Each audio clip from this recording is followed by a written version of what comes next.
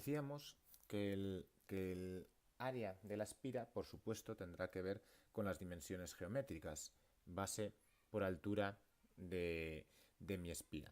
Pero hay una cosa que tenemos que tener en cuenta.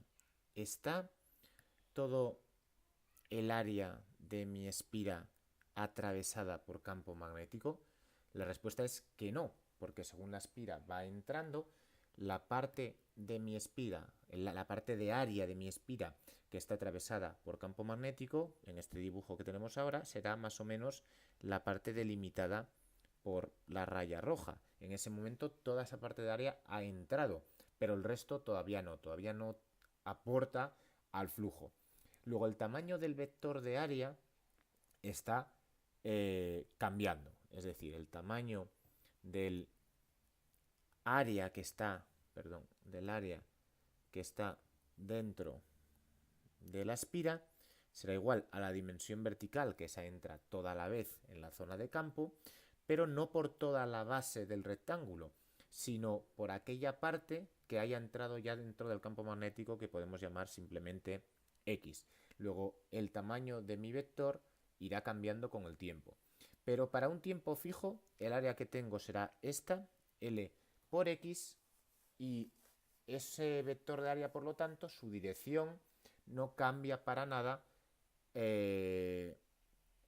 dependiendo respecto al ángulo que forma con el campo magnético. El ángulo de este vector de área no está cambiando para nada. Es decir, ¿cuál sería el caso en el que esto podría cambiar? Imaginaos que de alguna manera un poco rara esa superficie pudiera estar curvándose porque estuviera doblando la espira.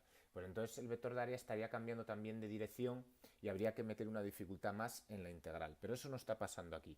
El vector de área siempre es perpendicular al plano, perpendicular a la pantalla hacia afuera, y para un momento fijo el vector no cambia, aunque es verdad que sea un vector que según crece el área, crece con el tiempo. Así, el ángulo que forman entonces, según lo que estamos diciendo, el vector de área y los vectores de campo, en este caso será de 180 grados. Y por lo tanto, el coseno de este ángulo será igual a -1 todo el rato.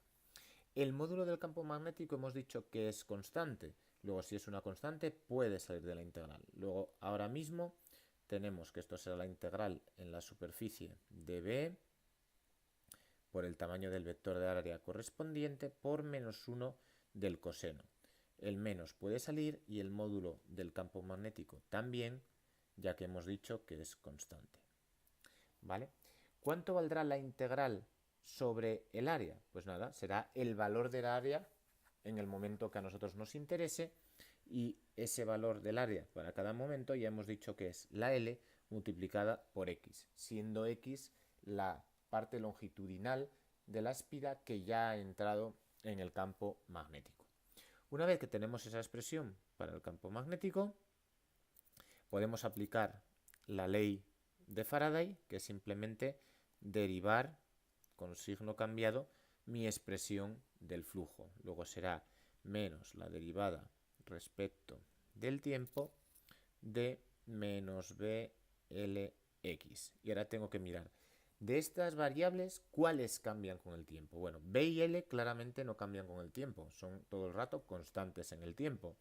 Luego salen delante de la derivada y menos con menos es más, así que queda B por L. Y lo que me queda es la derivada de la coordenada longitudinal, que es la que cambia en el tiempo, la que cada vez hay más longitud metida dentro del campo magnético, y esto por definición es la velocidad en la dirección, en este caso, de las X.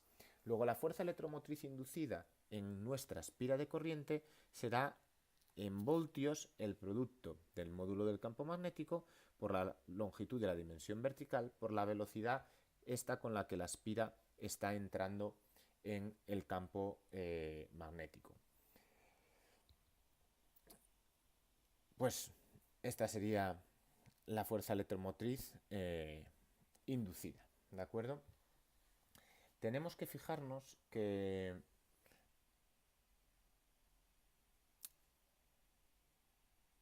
podríamos haber hecho esto de una manera ligeramente distinta.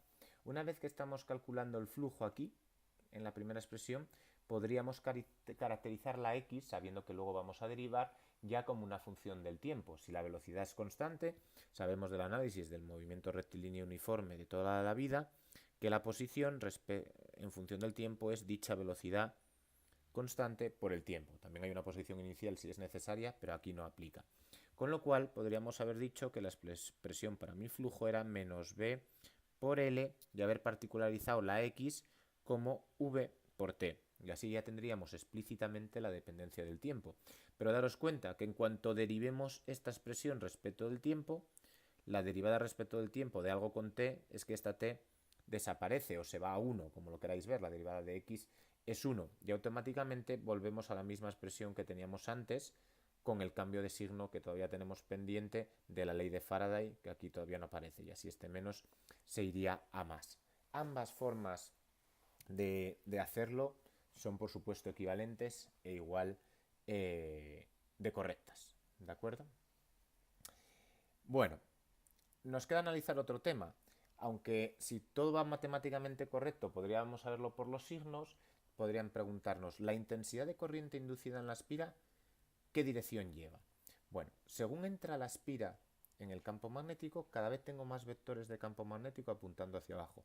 Luego la espira generará su intensidad de corriente de tal manera que intente compensar ese efecto. Luego tiene que generar vectores magnéticos hacia arriba para compensar los que aparecen hacia abajo. Por la regla de la mano derecha, eso me obliga a que la intensidad de corriente sea contra las agujas del reloj, ¿vale? En esta dirección, para que aplicando la regla de la mano derecha, esta corriente genere vectores de campo magnético hacia arriba e intentar compensar el efecto anterior. Y si uno está haciendo todo bien consecuentemente con su sistema de referencia, esa es la razón de que me haya salido positivo, porque cuando hablo de giros, el sentido positivo es el de crecimiento de los ángulos en nuestra circunferencia habitual, y eso es en contra de las agujas del reloj. Nos quedaría analizar otra parte, que es qué le pasa a la espira cuando sale. Bueno, quizá por simetría esto ya se puede contestar de una forma bastante directa, que es que si la velocidad es constante, el efecto cuando sale del campo magnético tiene que ser igual a cuando entra al campo magnético. ¿Con qué diferencia? Que ahora el flujo cambia a menos, ahora está desapareciendo flujo. Luego la espira contestará intentando crear vectores en la misma dirección que ya tenemos para compensar esa pérdida de flujo de campo magnético. Luego todo será igual, pero la corriente circulará en lugar de en sentido contrario a las agujas del reloj, en sentido a favor de las agujas del reloj. Ahora bien, haciendo esto matemáticamente hay que tener en cuenta una cosa, que es que si yo ahora quiero caracterizar el flujo cuando la espira sale, el flujo será igual a menos b, por la misma razón que hasta ahora, el campo magnético es constante, el menos de que el coseno entre el vector de área y el de campo magnético es 180, pero daros cuenta que ahora cuando la espira empieza a salir, toda el área original de la espira está atravesada por campo magnético y es la parte que sale la que deja de tener campo magnético. Luego, siendo matemáticamente correctos, el área, que es lo que me falta expresar aquí, para obtener el flujo será toda el área de la espira, que es L, por lo que llamé B minúscula, ¿vale? Aquí había bueno, perdonad por este borrón, pero esto quiere decir B minúscula de base. Esa es toda el área de la espira y según va saliendo, a esto hay que restarle la parte de la espira que está fuera, que será L por como llamemos a la parte de la espira que está fuera. Que de nuevo, si queremos, podemos llamarlo X, siempre que tengamos en cuenta que esta X ahora no es la misma que la de arriba, porque ahora estoy saliendo, ¿vale? Así que arreglando esto un poco, sacando factor común, al final tendré B por L y la base menos la cantidad de espira que esté saliendo. Ahora puedo derivar esto para obtener la fuerza electromotriz inducida aplicando la ley de Faraday.